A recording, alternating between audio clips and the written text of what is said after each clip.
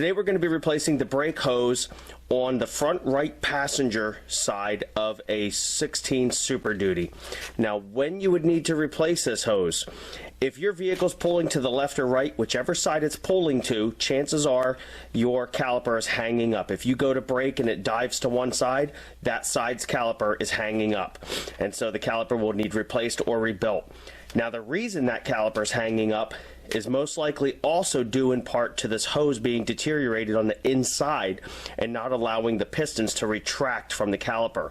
So whenever you replace the caliper due to that reason, because it's sticking or hanging up in any way, make sure you replace this hose also. So now the part number we're going to be using today is this Duralast part number, and I'll see if I can't put a link in the video below for you. Now this is really quite simple. So a couple connections we're going to have to undo here. First, we're going to have where the brake line comes into the hose, and that's going to be an 11 millimeter. Make sure you use a flare nut wrench on that. If you're not familiar with flare nut wrench, it's this here. You'll see where it wraps around farther than an open end wrench. Open end wrenches can round these off. Make sure you use a flare nut wrench. Once we have this undone, we're going to have a retaining clip up here. It just simply needs pulled out. Then we'll move down here to this hose bracket, and you're going to have a 10 millimeter nut there. And then at the other end of the hose, where it plugs into the brake caliper, you're going to have a 14 millimeter nut. So disconnect this first before you remove this retaining clip. The hose is being held firmly here. It gives us a nice good firm hold to break this loose. So next you're going to have this retaining clip here, and these should be in there too awful tight. Sometimes they break, you can get replacement. So if your truck's older and these are rusty, don't worry about if that comes off in pieces. Just go down to your hardware store and get a new one. Down to your auto store, I should say. But it should pull off pretty effortlessly, and that's what that looks like. And so now that can pull right up out of there. Next we have our bracket retaining nut. Again, 10 millimeter.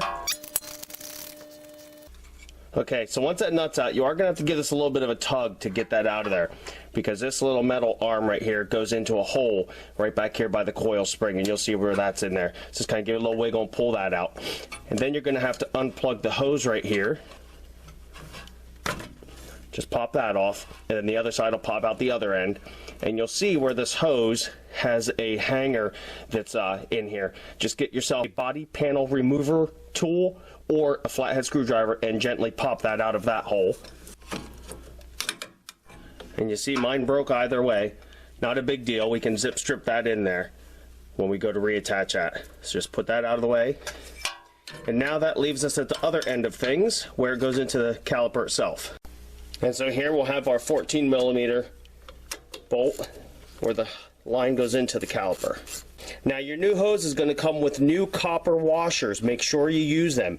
Anytime you touch this banjo bolt, you want to make sure you replace the copper washer so you don't risk having a leak.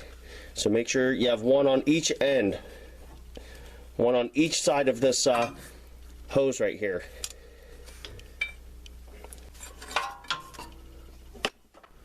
Now we're going to place our new hose in there and work our way right back the way we just finished, starting with where it goes into the caliper. So make sure you have that oriented properly on the truck, and you'll see where the line goes up and around the caliper here. So that's pretty dummy proof. Now you'll see the grooves here in the hose, and you'll notice your old washers had grooves in them. The new washers are smooth. Again, as we replace these and put our bolt in there, that's going to be what prevents leaks. The copper washers are going to get pressed into those grooves.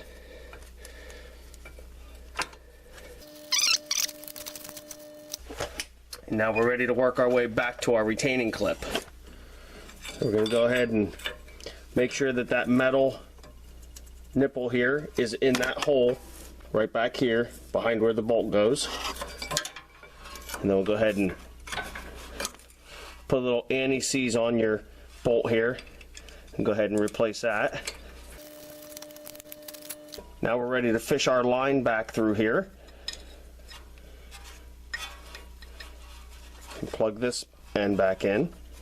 And what this line is, this is your line to your four-wheel drive. I should mention that. If you don't have a four-wheel drive vehicle, you may not have this line. This is the air line that activates the auto hubs. And now I'm going to go ahead and put a new zip strip in here where this broke off, so we can have that held up out of the way so it doesn't drop down and get snagged on anything. Little extra tip here, you lose your auto hubs, these are the first things you want to check, is make sure these didn't come unplugged. My other side came unplugged and I lost my four-wheel drive.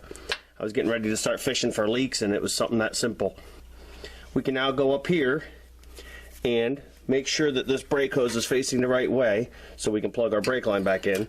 Go ahead and reinsert that and put our retaining clip in here. Now these are shaped a particular way, so make sure you put that in there. This little piece on the back is going to hang down.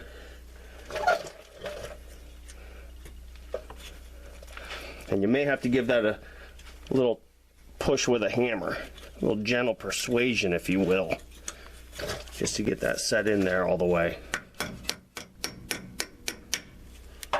And now we're ready to reinstall our brake line.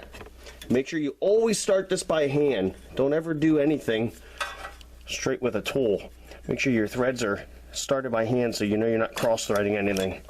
So we're going to pull out on the line and then thread that in. And we're just going to tighten that down until it's good and snug. You'll feel it bottom out there. And that's good.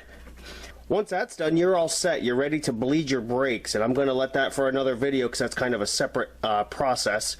After that, you're all set. You're ready to bleed your brakes. As always, anytime you do anything with your brakes here, make sure you wipe up any excess brake fluid or any that may have spilled.